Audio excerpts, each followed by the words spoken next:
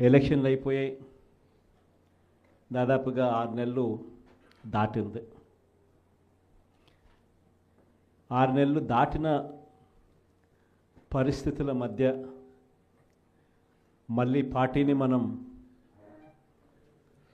సమాయత్తం చేసే దిశగా అడుగులు వేస్తూ ఈరోజు అందరం కూడా ఇక్కడ కలుస్తూ ఉన్నాం.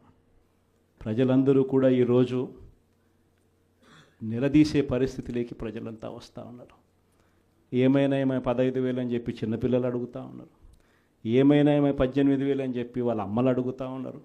ఏమైనా 48,000 అని చెప్పి ఆ అమ్మమ్మలు అడుగుతూ ఉన్నారు. ఏమైంది 36,000 అని చెప్పి చిన్నపిల్లలు ఉద్యోగం కోసం ఎదుగుతూ ఉన్న పిల్లలు అడుగుతూ ఉన్నారు. ఏమైంది 20,000 అని చెప్పి రైతన్నలు అడుగుతూ ఉన్నారు. వీళ్ళకి ఎవ్వరికీ కూడా చంద్రబాబు నాయుడు అనే వ్యక్తి, వాళ్ళ పార్టీకి సంబంధించిన క్యాడర్ సమాధానం చెప్పలేని పరిస్థితిలో వాళ్ళ పార్టీ, వాళ్ళ పెద్దలు అందరూ కూడా ఏం చేస్తూ ఉన్నారు? Diversion politics. ప్రతిరోజు ప్రతి నెల ఒక టాపిక్ తీసుకొస్తారు.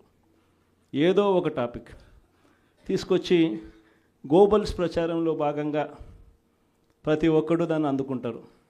ఓసారి తిరుపతి లడ్డు అంటారు, ఇంకొకసారి జూన్లో ఋషికొండ భవనాలు అన్నారు, జూలైలో శ్వేతపత్రాలు మదనపల్లి ఫైల్స్ అన్నారు, ఆగస్టులో ముంబై నటి నా పేరేం పేరు కాదాంబరి అన్నాడు, సెప్టెంబర్లో ప్రకాశం బ్యారేజీని బోట్లతో ఢీకొట్టి గేట్లను పడగొట్టాలని చెప్పి మనం ప్లాన్ చేసినామని అంటాడు.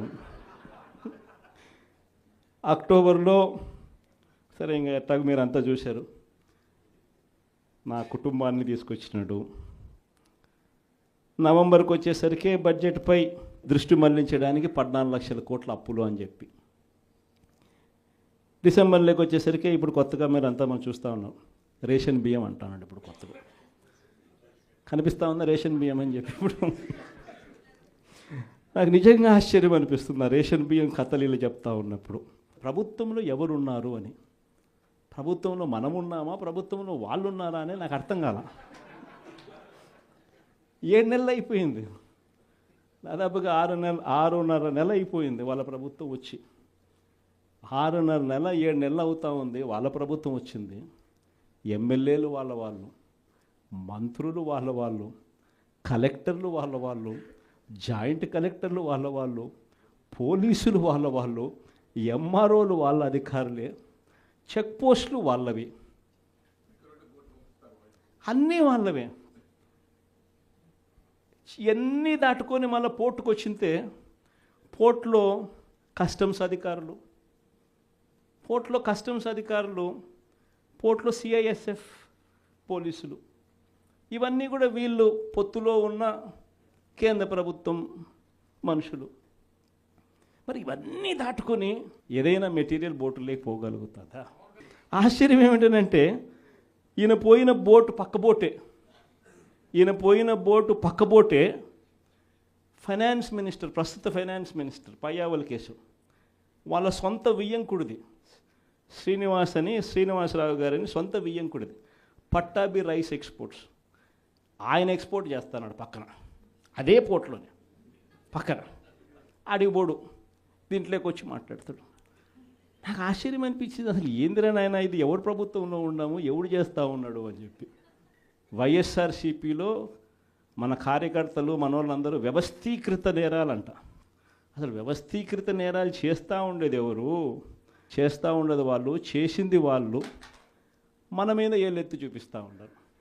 నిజంగా ఇవన్నీ చూసినప్పుడే అసలు ఎందుకు జరుగుతూ ఉన్నాయి ఇవన్నీ అని చెప్పి చూస్తే, రైస్ ఎక్స్పోర్ట్స్లో ఆంధ్ర రాష్ట్రం, ధాన్యం ఎక్స్పోర్ట్, బియ్యం ఎక్స్పోర్ట్స్లో ఆంధ్ర రాష్ట్రం నెంబర్ 1గా ఇప్పుడు నుంచి కాదు, దశాబ్దాలుగా మనమే నెంబర్ 1.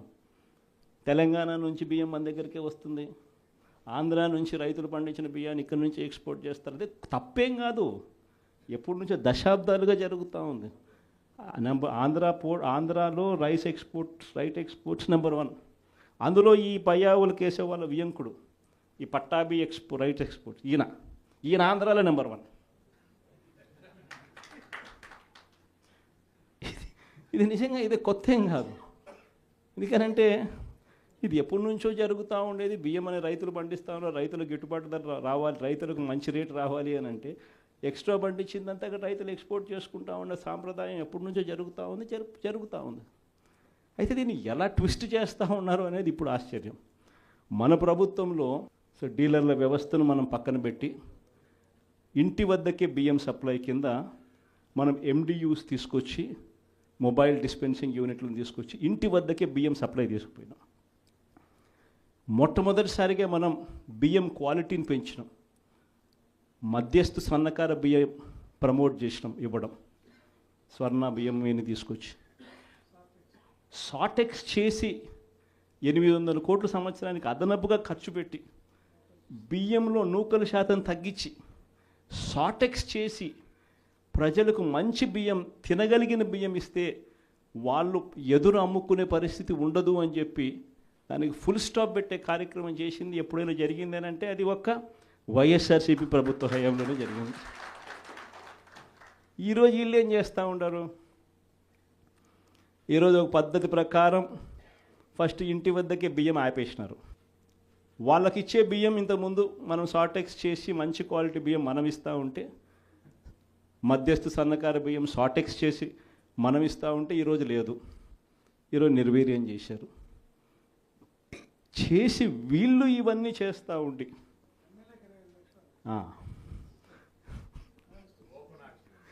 చేసి వీళ్ళు ఇవన్నీ చేస్తూ ఉండి వీళ్ళ వల్ల, వీళ్ళ తప్పిదాల వల్ల ప్రజలకు నాసిరకం బియ్యం సప్లై కావడం వల్ల, ప్రజలకు సరిగ్గా బియ్యం సప్లై చేయకపోవడం వల్ల ఇది రివర్స్. ప్రజల దగ్గర నుంచి ఈ డీలర్లు కొనుక్కోవడం, ఈ డీలర్ల దగ్గర నుంచి ఎమ్మెల్యేలు తీసుకోవడం, ఎమ్మెల్యేల దగ్గర నుంచి ఎక్స్పోర్ట్స్. ఇది జరుగుతూ ఉండదు. ఇప్పుడు తప్పు వీళ్ళు చేస్తూ ఉండి ఇంకొకరి మీద ఏళ్ళెత్తి చూపిస్తారు.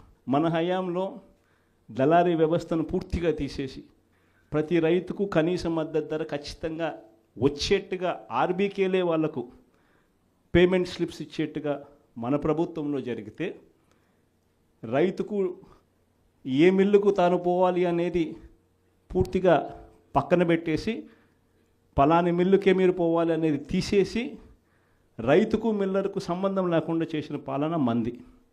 ఆర్బీకే దగ్గరనే మీకు ఎంత రేటు వస్తుంది అని చెప్పి అక్కడే స్లిప్స్ ఇచ్చే కార్యక్రమం జరిగింది, మన హయాంలో జరిగింది.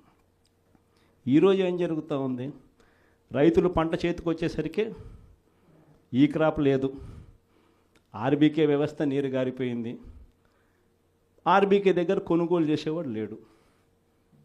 సో రైతులు గత్యంతరం లేక మిల్లర్ల దగ్గరికి పోవడం, మిల్లర్లు 300 రూపాయలు 400 రూపాయలు తక్కువ రేటు కొనుగోలు చేయడం, ఇది ఇప్పుడు జరుగుతూ ఉంది. అన్ని రకాలుగా సర్వనాశనం చేస్తూ ఉన్న ఈ పరిస్థితుల మధ్య, ఈ డైవర్షన్ పాలిటిక్స్ మధ్య ఈరోజు మనం పార్టీ బలోపేతంతో పాటు ప్రజల తరపున మనం నిలబడడానికి ఏ రకమైన ఉద్యమం చేయాలి, ఎలా ఉద్యమాలు చేయాలి అని చెప్పి ఆలోచన చేయడానికి మనం అంతా కూడా ఈరోజు సన్నద్ధమైనాం. ఎందుకంటే ప్రజల తరపున మళ్ళీ పోరాటం చేయాల్సిన సమయం వచ్చింది. ప్రజల తరపున ప్రజలకు దగ్గర కావాల్సిన సమయం వచ్చింది. ప్రజలు ఇబ్బందుల్లో ఉన్నప్పుడు మనం ఉన్నాము అన్న భరోసా ప్రజలకు మనం ఇవ్వాలి. ప్రతి అడుగులోనూ వ్యతిరేకతే. ఒకవైపున చేయాల్సిన ఏ మంచి పని జరగలేదు. సూపర్ 6లు లేవు, సూపర్ 7లు లేవు. మరోవైపున వ్యవస్థలన్నీ పూర్తిగా నీరు గారిపోయాయి. విద్యారంగం కానీ, వైద్య రంగం కానీ, వ్యవసాయ రంగం కానీ, డోర్ డెలివరీ కానీ, గవర్నెన్స్ కానీ. మరోవైపున చూస్తే బాధుడే బాధుడు. కరెంటు బిల్లులు ఈరోజు ముట్టుకుంటే ఈ నెల స్టార్ట్ అయింది. ఇంకా మొదటి డోసే 6,000 కోట్ల రూపాయలకు సంబంధించిన మొదటి డోసు ఈరోజు ఇచ్చినాడు ఈ నెల బిల్లులో. నవంబర్ నెల బిల్లు, డిసెంబర్ నెల బిల్లు, ఏ ఇంటికి వెళ్ళి కరెంటు బిల్లు ఎంత అని చెప్పి తేడా అడిగితే ప్రతి ఇంట్లో కూడా తేడా కనిపిస్తుంది. కనీసం 300 రూపాయలు పైన రేట్లు పెరిగినాయి. అది ఈ నెలే. రేపు నెల మరో 9,000 కోట్లు వేస్తున్నాడు. ఆ 9,000 కోట్ల భారం కూడా రేపు నెల బిల్లులో ఇంకా కనిపిస్తుంది. అంటే కరెంటు బిల్లులు ఇంకా షాక్ కొట్టే పరిస్థితిలోకి కరెంటు బిల్లులు వచ్చేస్తున్నాయి. ఒకవైపున బాధుడే బాధుడు. రోడ్ల మీద ట్యాక్స్ అంట. రోడ్ల మీద ట్యాక్స్ అట. ఆశ్చర్య కలిగించే విషయం ఏంటంటే రోడ్లు బాగు చేయడం కోసం రోడ్ల మీద ట్యాక్సులు వేసే కార్యక్రమం నేషనల్ హైవేస్ మీద మనం అంతో ఇంతో చూసినాం, కానీ గ్రామీణ రోడ్ల మీద కూడా రోడ్లు బాగు చేయడం కోసం రోడ్ల మీద ట్యాక్సులు వేసే బాదుడే బాదుడు కార్యక్రమానికి చంద్రబాబు నాయుడు గారు శ్రీకారం చుడతా ఉన్నారు. ఆశ్చర్యం నిజంగా ఏమిటంటే ఆయన హయాంలో మన హయాంలో రెండు తేడా చూస్తే రోడ్ల మీద మనం ఖర్చు పెట్టింది 43,000 కోట్ల చిల్లర అయితే ఆయన హయాంలో ఖర్చు పెట్టింది 27,000 కోట్ల చిల్లర మాత్రమే. అక్కడ కూడా మనమే ఇన్ని సంక్షేమ పథకాలు చేస్తూ కూడా అక్కడ కూడా మనమే ఎక్కువ ఖర్చు పెట్టాం. ఈరోజు చంద్రబాబు నాయుడు గారి హయాంలో సంపద సృష్టి అని అంటే దాని అర్థం బాదుడే బాదుడు. ఇది చంద్రబాబు నాయుడు హయాంలో డెఫినిషన్ సంపద సృష్టికి సంబంధించి.